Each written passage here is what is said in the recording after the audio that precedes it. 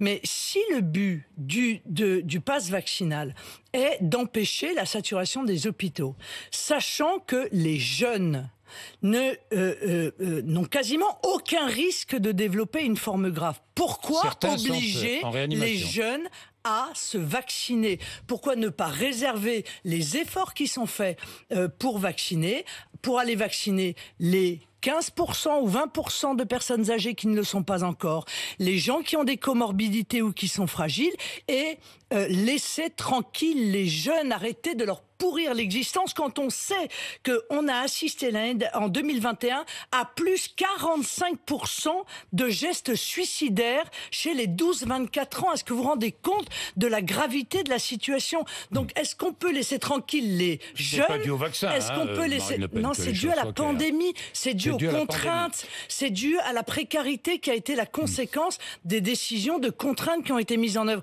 Est-ce qu'on peut laisser les enfants tranquilles, les tout petits enfants que l'on force aujourd'hui à faire 3 doses comment dire, il n'y a aucune obligation vaccinale à moins de 11 ans. Non mais d'accord, mais 3 tests par semaine. Ils attendent dans le froid devant les pharmacies. Avançons. C'est l'enfer, franchement. Québec impose une taxe santé aux non-vaccinés, une forme de contribution à la santé. Eh bien, je considère que ce système est profondément contraire aux valeurs qui sont celles de la France. Car si l'on met le doigt là-dedans, on en a déjà parlé, Monsieur Bourdin, de cela d'ailleurs, si on met le doigt dans cette dérive, alors on va mettre une taxe aux fumeurs, s'ils ont un cancer demain des poumons. On va mettre une taxe aux diabétiques. On va mettre une taxe à ceux qui boivent de l'alcool, si jamais ils développent une cirrhose ou un cancer du pancréas. Je trouve que ce système là, qui est un système très anglo-saxon d'ailleurs, est profondément contraire à l'idée que nous faisons de la santé et qui a fonctionné jusqu'à aujourd'hui de manière parfaite, objectivement. Est-ce que vous auriez fermé les écoles? Non, pas du tout.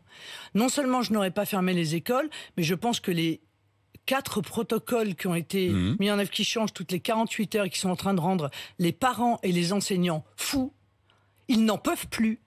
Il y a un niveau d'exaspération, et on les comprend, qui est atteint aujourd'hui et qui est à son paroxysme.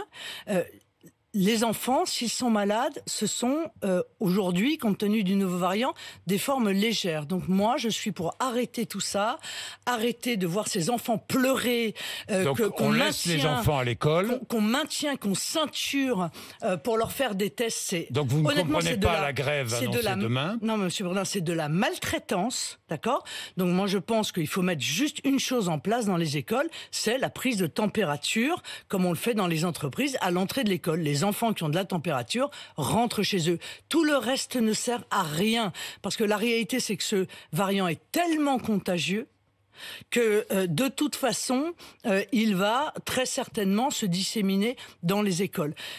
Pourquoi faire souffrir les gens? Pourquoi leur pourrir l'existence pour des choses qui ne servent strictement à rien? Donc je comprends parfaitement la grève, évidemment, qui va avoir lieu, qui va être probablement massive. Vous la soutenez? Mais je n'ai pas à la soutenir. Je la comprends parfaitement. Je veux dire, les enseignants sont non pas lassés, comme le pense le président de la République, ils sont exaspérés. Et c'est une authentique et légitime exaspération.